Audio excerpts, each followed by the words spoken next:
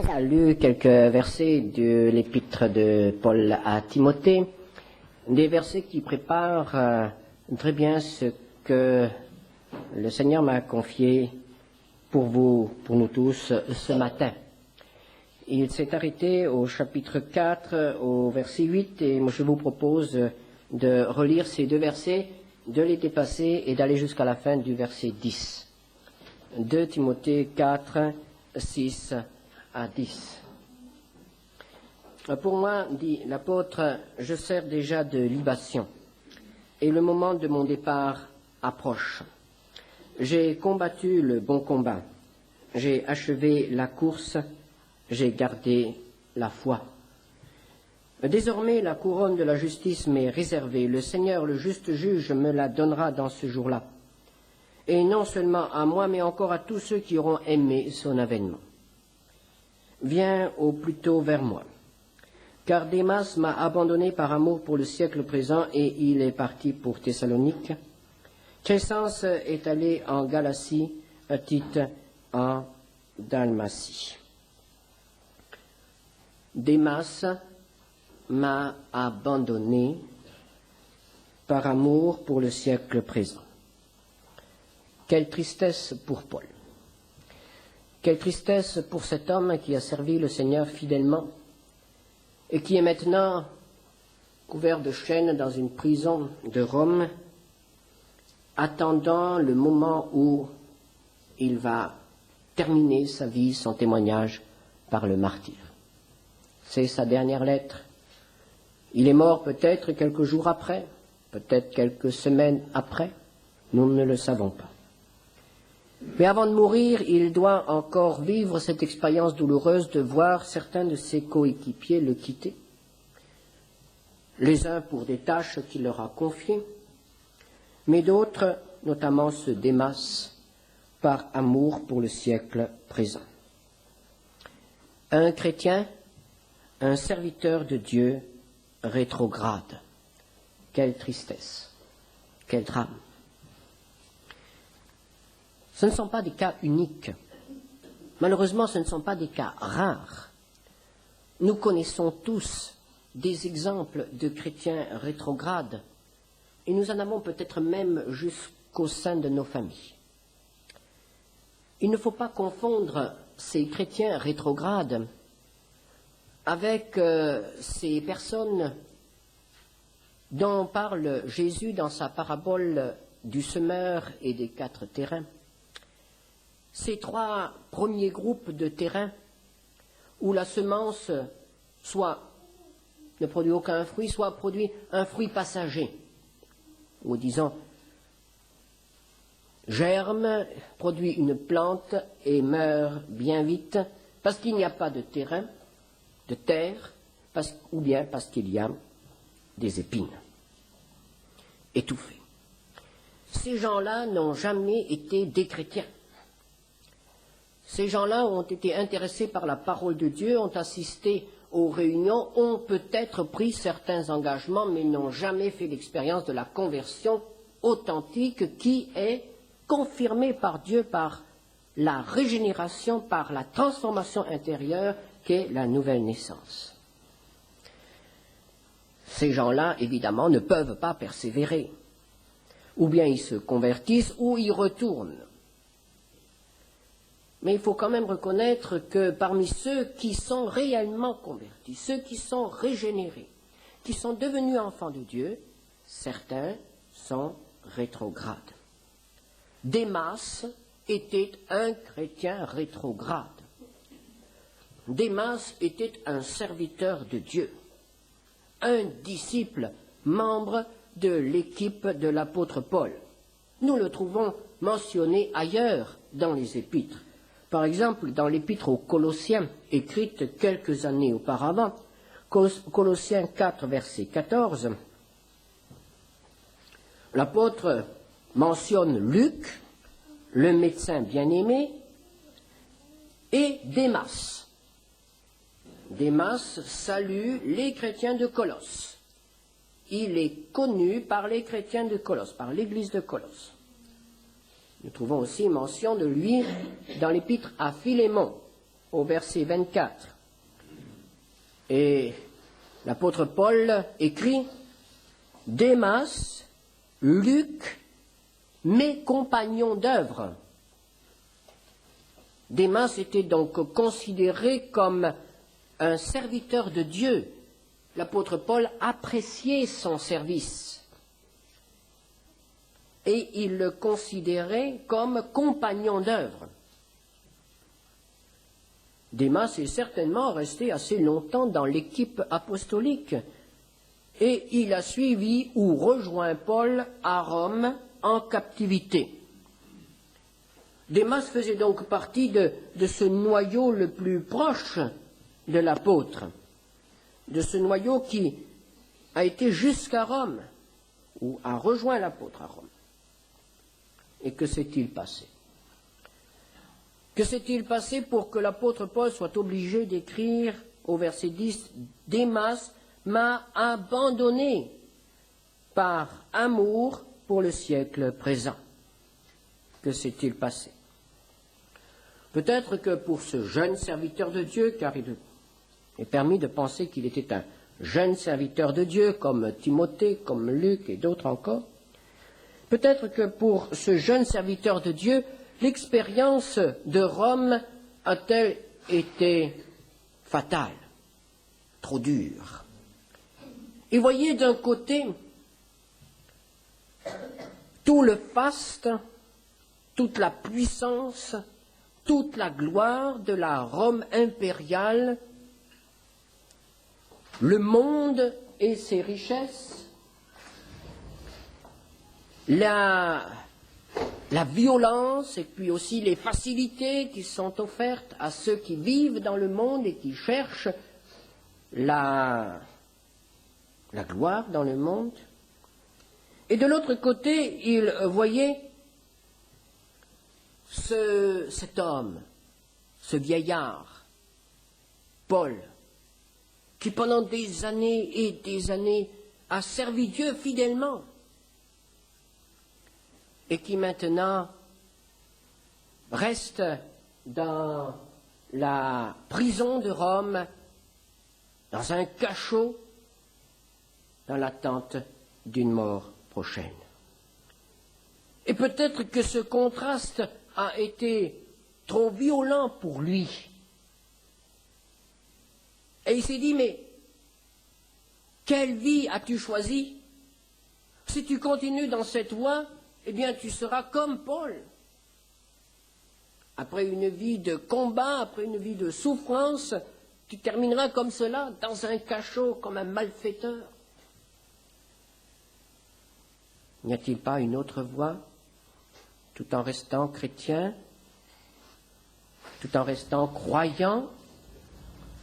N'y a-t-il pas moyen d'échapper aux exigences de ce service, l'exigence du don total? Peut-être que pour Démas, cette expérience a-t-elle été trop difficile. Et il n'a pas pu supporter cela. Alors, il a abandonné Paul. Oh, bien entendu, dans un premier temps, il n'a pas dit « j'abandonne Paul, le ministère et Dieu ».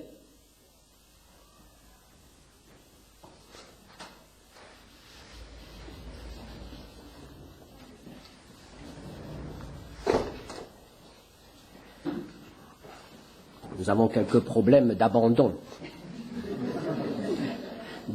du groupe.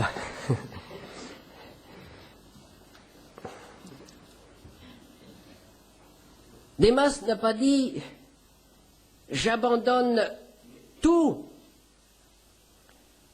Il a dit « j'abandonne Paul, j'abandonne le ministère ».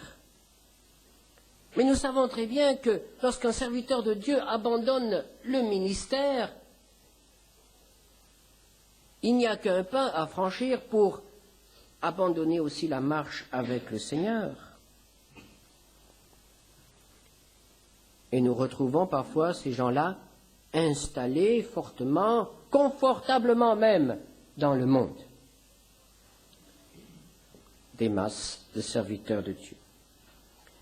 Prenons un autre exemple, celui de Salomon, bien connu. Salomon était un homme qui aimait Dieu. Il a été élevé dans un milieu qui aimait Dieu. Il a reçu la parole du Seigneur et il a manifesté un amour sincère pour le Seigneur. Cela s'est vu au début de son ministère. Et Dieu l'a comblé de ses biens. Rien ne lui a été refusé. Il a eu la sagesse, il a eu la richesse, il a eu la gloire, il a eu la paix, il a eu beaucoup d'autres choses encore. Et que lisons-nous à son sujet? Il s'agit là aussi d'un homme qui était serviteur de Dieu. Il était roi, serviteur de Dieu. Nous lisons dans 1 Roi, au chapitre 11, les versets 1 à 8. 1 Roi 11, versets 1 à 8. Le roi Salomon aima beaucoup de femmes étrangères, outre la fille de Pharaon, des Moabites, des Ammonites, des Édomites, des Sidoniennes, des Hétiennes, appartenant aux nations dont l'Éternel avait dit aux enfants d'Israël, vous n'irez point chez elles, et elles ne viendront point chez vous. Elles tourneraient certainement vos cœurs du côté de leur Dieu. Ce fut à ces nations que s'attacha Salomon, entraîné par l'amour. Il y eut 700 princesses pour femmes et 300 concubines, et ces femmes détournèrent son cœur. À l'époque de la vieillesse de Salomon, ces femmes inclinèrent son cœur vers d'autres dieux, et son cœur ne fut point tout entier à l'Éternel son Dieu, comme l'avait été le cœur de David son père.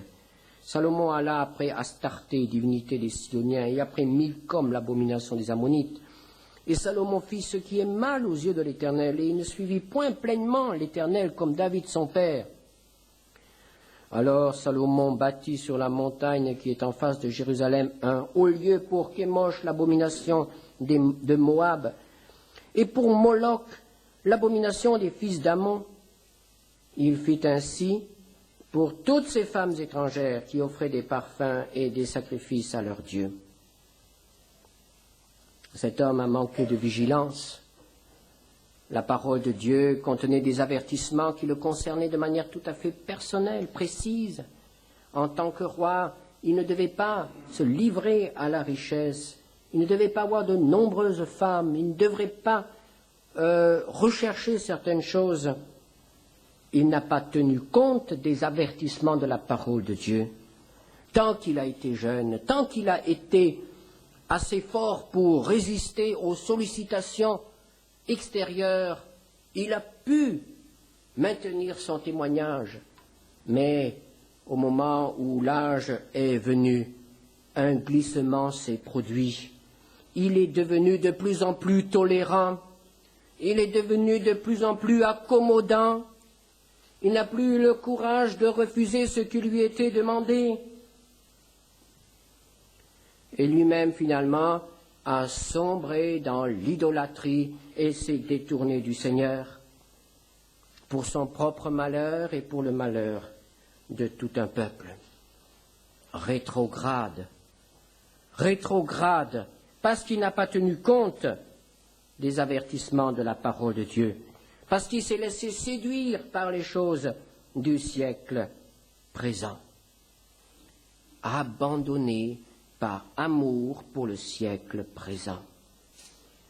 Et nous avons alors ce chrétien qui se sent trop à l'étroit dans le cadre que Dieu lui a donné, fixé, le cadre de la volonté de Dieu. Il se sent à l'étroit, il se sent mal à l'aise, il lui semble qu'il lui manque quelque chose.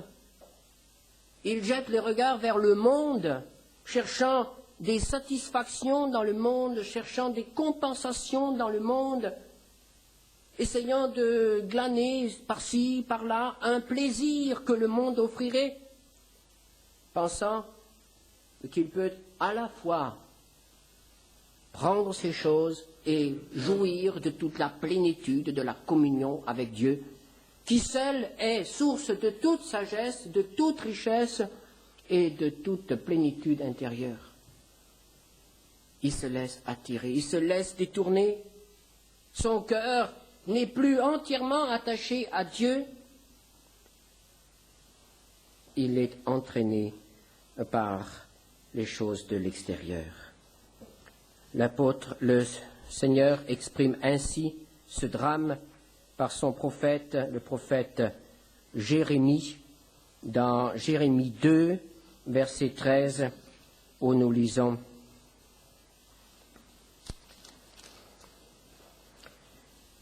Mon peuple a commis un double péché.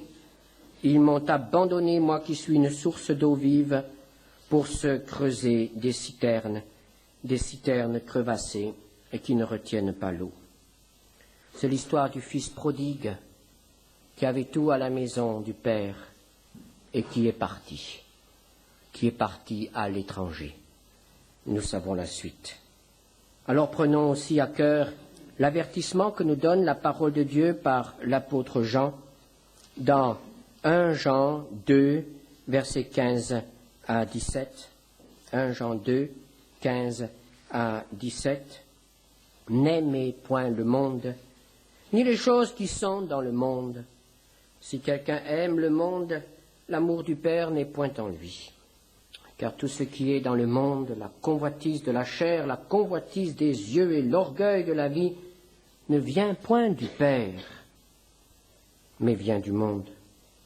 Et le monde passe et sa convoitise aussi, mais celui qui fait la volonté de Dieu demeure éternellement.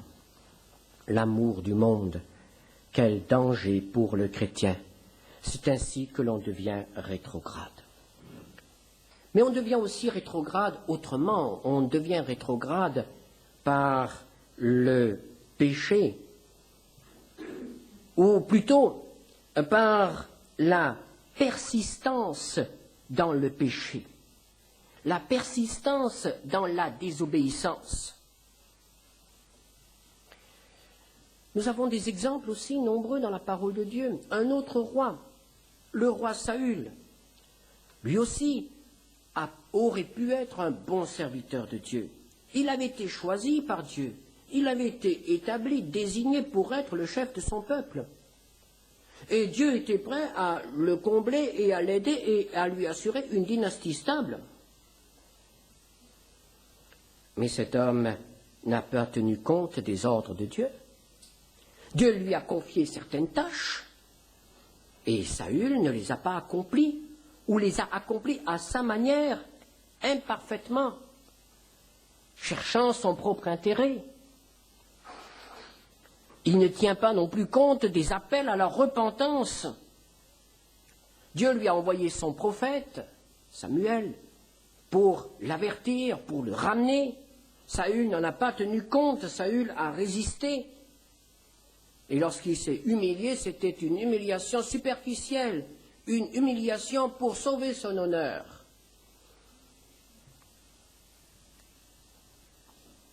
Et finalement, Dieu doit choisir un autre homme, David. Et Saül, l'élu de Dieu, Saül, le serviteur de Dieu, devient un persécuteur de l'autre élu de Dieu. Saül essaie même d'attenter à la vie de David loin de Dieu, le bien-aimé de Dieu. Et c'est ainsi que cet homme, aveuglé par sa désobéissance, s'éloigne de Dieu au point de devenir un meurtrier. Meurtrier des serviteurs de Dieu, puisqu'il a massacré tout un village de sacrificateurs, de prêtres en Israël, dans son aveuglement. Et finalement, cet homme s'est suicidé. Un serviteur de Dieu rétrograde à cause de sa désobéissance, à cause de sa résistance, à cause de sa persistance dans une voie personnelle. Mais on peut aussi être rétrograde dans ce domaine pendant un certain temps. Et là, nous pouvons citer le cas du prophète Jonas. Jonas, un autre serviteur de Dieu, auquel le Seigneur lui confie une mission. Aller dans une capitale étrangère pour apporter la parole de la repentance. Et Jonas, qui n'aime pas les habitants de cette capitale étrangère, refuse d'y aller et va dans une autre direction. Cet homme-là est un rétrograde, cet homme-là s'éloigne du Seigneur. Et si le Seigneur ne l'avait pas drôlement secoué, s'il ne l'avait pas, disons, jeté hors du bateau, eh bien cet homme-là aurait probablement terminé sa vie loin de son peuple, loin de son Dieu également. Son ministère de prophète aurait été terminé. Rétrograde. Mais il est revenu. C'est ainsi que le péché, la désobéissance, la résistance à la volonté de Dieu nous séparent du Seigneur. Et comme on ne peut pas vivre longtemps avec quelqu'un dont on est séparé intérieurement, comme le chrétien ne peut pas rester longtemps en communion avec, en présence du Seigneur ou en faisant semblant de servir le Seigneur, alors que dans son cœur il est en révolte contre lui, tôt ou tard, s'il n'y a pas de repentance, ce chrétien-là s'éloigne du Seigneur. Le péché nous éloigne du Seigneur. Et c'est ainsi que l'on devient rétrograde. Si nous ne nous repentons pas, l'apôtre Paul parle de ces hommes qui ont fait un naufrage par rapport à la foi en s'éloignant ainsi de Dieu à cause du péché. 1 Timothée 1, versets 18 à 20. 1 Timothée 1, versets 18 à 20. Le commandement que je t'adresse, Timothée, mon enfant, selon les prophéties faites précédemment à ton sujet, c'est que d'après elles, tu combattes le bon combat. En gardant la foi et une bonne conscience, cette conscience, quelques-uns l'ont perdue et ils ont fait naufrage par rapport à la foi. De ce nombre sont Hyménée et Alexandre que j'ai livrés à Satan, afin qu'ils apprennent à ne pas blasphémer. Des hommes qui n'ont pas gardé une bonne conscience, c'est-à-dire qui ont toléré le péché dans leur vie. Des hommes qui ont ainsi fait naufrage par rapport à la foi et qui ont eu une fin tragique. On peut être rétrograde à cause du péché, on peut être rétrograde à cause de l'amour pour le monde, mais il y a d'autres raisons pour être rétrograde, l'erreur doctrinale par exemple. Mais celle qui est la plus fréquente et la plus tragique, c'est d'être rétrograde par lassitude, par découragement, par fatigue. L'abandon du premier amour, l'abandon du zèle pour le Seigneur. Apocalypse 2, verset 4, « Ce que j'ai contre toi, c'est que tu as abandonné ton premier amour. » On aime le Seigneur de tout son cœur pendant quelques années, on le sert, peut-être pendant une grande partie de notre existence. Puis s'installe une lassitude, une certaine négligence. On néglige de continuer à s'alimenter de la parole de Dieu. On néglige la vie de prière intense, fervente. On néglige le témoignage. On pense que d'autres peuvent le faire. Nous, on a assez fait, d'autres peuvent le faire. Et alors, il y a des accommodements avec le monde. C'est l'abandon du premier amour. Parfois aussi, c'est la lassitude. L'apôtre Paul exhorte les Thessaloniciens dans 2 Thessaloniciens 3, verset 13, « Pour vous, frères, ne vous lassez pas de faire le bien. » Oh, comment on comprend cette exhortation? Comment on peut connaître cette lassitude de faire le bien, de suivre le Seigneur, de témoigner? On s'aperçoit que l'on n'est pas nombreux, on n'est pas nombreux à servir le Seigneur, et on se dit à quoi bon, quel sera le résultat? Ou bien alors on sert le Seigneur et notre service n'est pas reconnu, et on se dit à quoi bon? Ou bien on sert le Seigneur et notre service est critiqué et on dit « à quoi bon ?» Ou bien on sert le Seigneur et il n'y a aucun résultat, il n'y a pas de fruit, on est déçu. On est déçu de Dieu, on est déçu des autres. Et alors on dit « à quoi bon, à quoi bon, je m'arrête, je m'arrête ». Il y en a tellement d'autres qui sont chrétiens et qui ne se donnent pas autant de peine que moi, qui ne prennent pas la chose aussi au sérieux que moi. À quoi bon?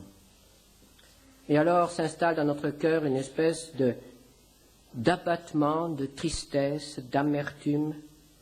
Nous pensons que cela ne concerne que les autres, on n'a rien contre Dieu, mais ce sont les hommes qui nous déçoivent. Mais au bout de quelque temps, nous nous apercevons que nos relations avec Dieu se détériorent, elles sont affectées. On devient ainsi rétrograde. Comment devient-on rétrograde? C'était la question que nous nous posions ce matin. Et comment revient-on au Seigneur quand on est rétrograde? C'est la réponse, c'est la question que nous poserons une autre fois. Mais ce matin, je ne voudrais pas terminer sans dire que Dieu aime même ceux qui sont rétrogrades. Et il agit pour leur retour. Il les appelle, il fait tout ce qui est possible pour les ramener à lui. Dans Jérémie 3, versets 12 à 13, nous lirons « Va, crie ces paroles vers le septentrion et dis « Reviens, infidèle Israël, dit l'Éternel, je ne jetterai pas sur vous un regard sévère, car je suis miséricordieux, dit l'Éternel, je ne garde pas ma colère à toujours. » Amen. Seigneur notre Dieu, nous te rendons grâce parce que tu nous aimes.